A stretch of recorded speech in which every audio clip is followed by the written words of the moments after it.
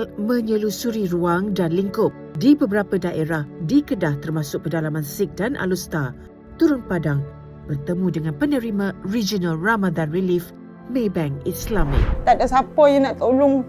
Nasihat dia, Mak boleh tolong saya. Mak bantu mai jaga anak waktu tengah hari. Adik-adik banyak tolong saya. Orang yang tak faham, tak tahu dah kan. Kita ni yang faham. Macam mana nak cukup api ayak lapor lah. Barang kan mahal kalau ni. Zaman-zaman dulu RM500 cukup lah.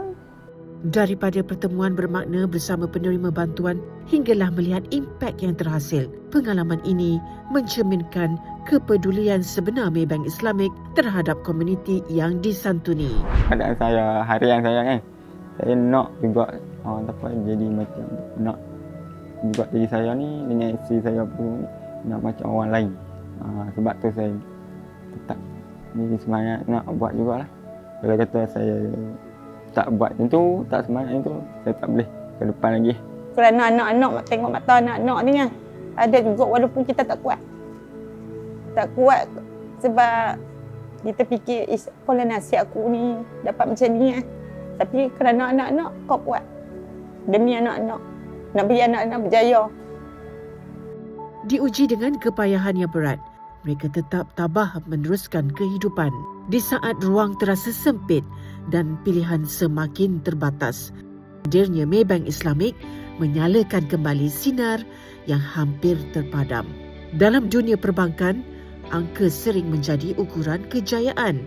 Namun bagi Maybank Islamic, nilai yang sebenar bukan terletak pada angka semata-mata, tetapi pada bagaimana menginsankan perkhidmatan keuangan dan membawa harapan kepada mereka yang memerlukan.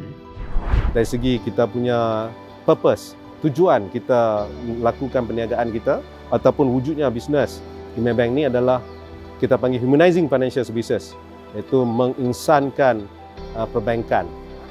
Jadi bila kita betul-betul menghayati kita punya purpose tadi tu, kita punya tujuan bisnes kita tadi tu, dari segi pelaksanaan aktiviti seperti ini adalah menjadi satu benda yang biasa pada Maybank ataupun Maybank Islamic. Memasuki tahun yang ke-13, program Regional Ramadan Relief 2026 sudah meliputi 11 negara ASEAN termasuk Singapura, Indonesia, Cambodia, Laos, Vietnam, Filipina, Brunei, Thailand, Myanmar, Timor Leste serta 2 negara lain iaitu Arab Emirat Bersatu UAE dan Palestin.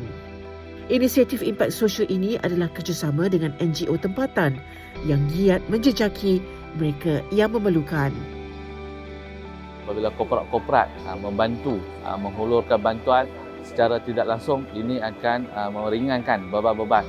Kalau kita tahu, kalau satu orang bagi bantuan, mungkin satu orang yang akan dapat. Tapi kalau ramai yang memberikan bantuan, insya-Allah ramai lagi akan mendapat manfaatnya. Dan ini saya mengucapkan terima kasihlah kepada Maybank Islamic kerana memilih Kedah sebagai lokasi untuk menjalankan majlis pada pagi ini. Inisiatif ini menjangkau seluruh negeri di Malaysia serta negara-negara lain dengan Maybank Islamic menyalurkan 3.77 juta ringgit melalui dana zakat perniagaan, pemberian kotak makanan dan keperluan asas kepada lebih 14,000 keluarga yang terkesan.